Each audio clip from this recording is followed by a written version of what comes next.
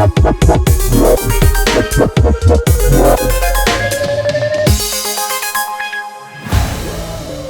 menjadi yang terbaik, banyak klub sepak bola rela menggelontorkan banyak dana untuk mendapatkan pemain-pemain kelas wahid.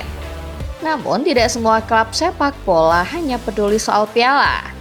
Terkadang, sebuah klub sepak bola punya tujuan lain yang jauh lebih besar ketimbang sekedar trofi juara. Sebuah klub sepak bola terkadang juga menjadi perwakilan suatu daerah.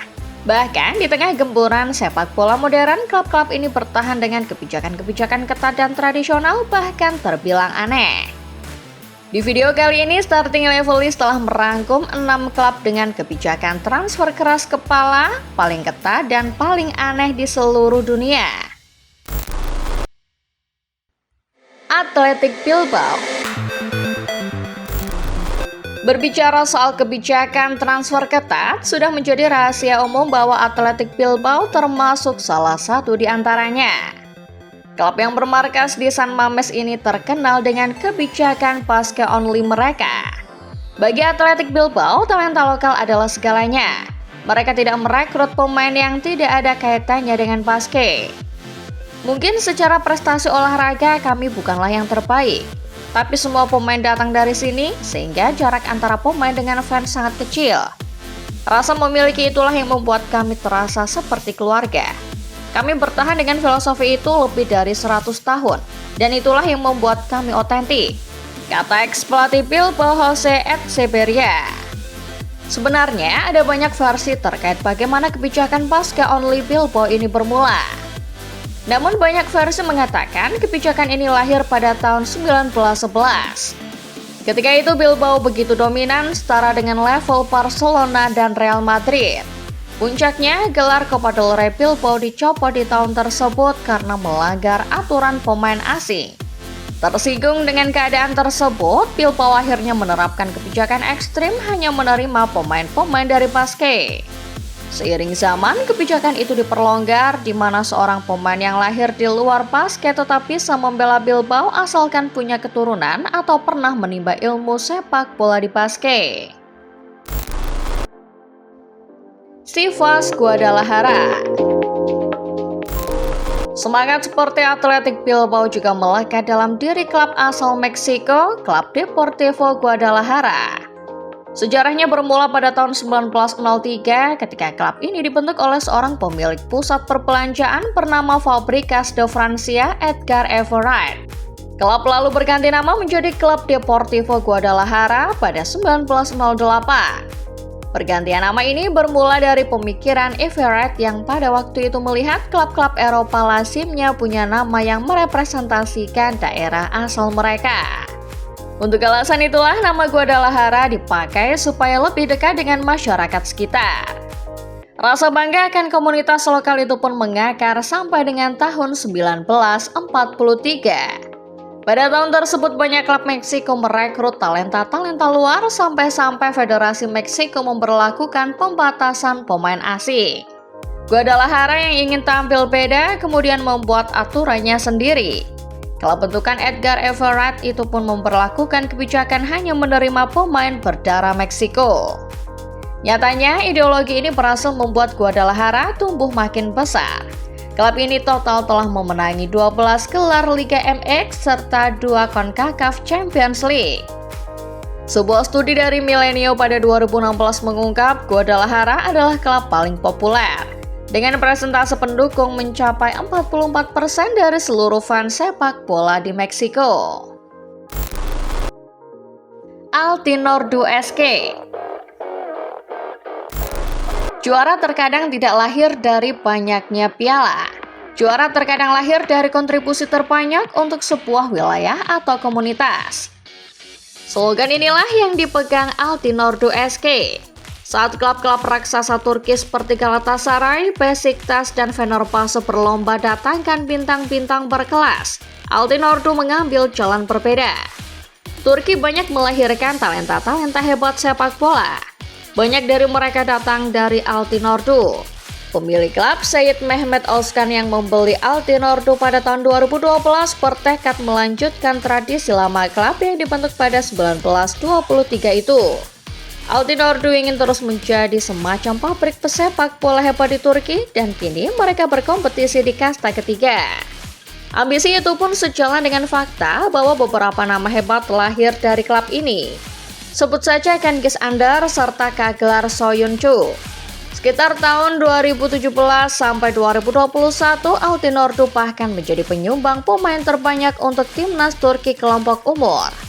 Perbandingannya setidaknya 1 dari 5 pemain kala itu adalah jebolan Altinorddu.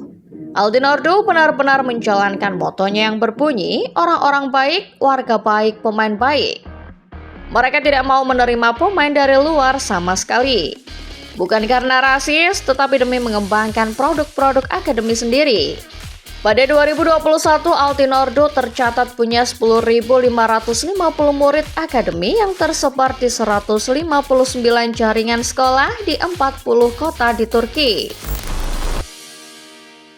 Certanovo Moskow. Hampir mirip seperti Altinorddu SK, Certanovo Moskow juga dibentuk berdasarkan semangat untuk memajukan sepak bola lokal di Rusia. Didirikan pada tahun 1976, Certanovo Moskow awalnya cuma berstatus sebagai sebuah akademi alias sekolah sepak bola. Namun pada 1993, mereka akhirnya bertransformasi menjadi klub profesional. Di Certanovo Moskow ada budaya yang sangat unik di mana klub sama sekali tidak menerima pemain dari luar. Semua pemain yang memperkuat tim utama Certanovo Moskow adalah lulusan asli akademi mereka. Bahkan Akademi Certanovo Moskow sendiri cuma menerima siswa-siswi yang berasal dari Rusia. Kebijakan ini dibuat sejalan dengan misi klub untuk terus menjadi penghasil pemain-pemain jempolan Rusia. Certanovo Moskow pernah melahirkan sejumlah bintang hebat. Satu di antaranya adalah Andrei Arshavin yang merupakan legenda Arsenal. Tim ini juga banyak menyumbang pemain ke klub-klub besar Rusia lainnya.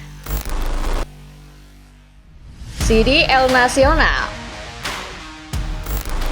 Dari namanya saja kita sudah bisa menebak seberapa besar rasa lokal pride klub yang satu ini. CD El Nacional didirikan pada tahun 1964. Sejak awal berdirinya, klub ini sudah memegang teguh prinsip lokal pride. Mereka tak mau merekrut pemain selain yang berasal dari Ekuador. Klub ini juga punya julukan Puros Kriolos atau dalam bahasa Indonesia berarti orang asli. Terkait kebijakan transfer ini, El Nacional ternyata punya cerita unik. Pada tahun 2016 mereka merekrut seorang pemain bernama Rinson Lopez.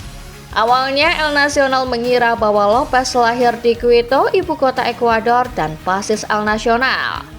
Namun beberapa tahun kemudian terungkap bahwa Lopez ternyata lahir di Kolombia. Setelah mengetahui bahwa dokumen kelahiran Rinson Lopez dipalsukan, El Nacional langsung memutus kontraknya. Rinson Lopez menjadi orang kelahiran non-Ekuador pertama dan terakhir yang memperkuat tim ini. Setelahnya, El Nacional tetap berpegang teguh pada kebijakan transfer Ecuador only mereka. Kendati berpegang teguh pada prinsip Ecuador only dan kerap kali mengalami naik turun performa akibat kebijakan itu, El Nacional nyatanya tetap jadi salah satu tim tersukses di Ekuador. Total mereka punya 13 gelar domestik, hanya kalah dari CSM Melec dan Barcelona SC. El Nacional juga memegang rekor sebagai tim Ekuador dengan penampilan terbanyak di Copa Libertadores, yakni dengan 22 penampilan. Kimchon Sangmu FC. Dari perwakilan Eropa serta Amerika Latin, kisah klub dengan kebijakan transfer aneh berikutnya datang dari Asia. Lebih tepatnya dari negara Korea Selatan. Ini adalah kisah dari sebuah klub bernama Kimchon Sangmu FC. Bahkan bisa dibilang Kimchon adalah tim terunik di daftar ini karena mereka tak pernah repot-repot cari pemain. Kalau Altinorddu atau Certanovo Moskow tak perlu repot-repot cari pemain karena mereka bisa memproduksi sendiri, Kimchon tidak demikian. Justru para pemainlah yang datang ke klub ini. Kimchon juga punya aturan ketat di mana hanya warga Korea Selatan lah yang berhak bermain di sini. Kenapa demikian? Alasannya jelas karena background dari Kimchon sendiri yang merupakan klub milik Angkatan Militer Korea Selatan. Di Korea, setiap pria usia 18-27 tahun harus mengikuti wajib militer selama 18 bulan sampai 2 tahun. Nah, dari kebijakan inilah Kim Chon mendapatkan para pemainnya.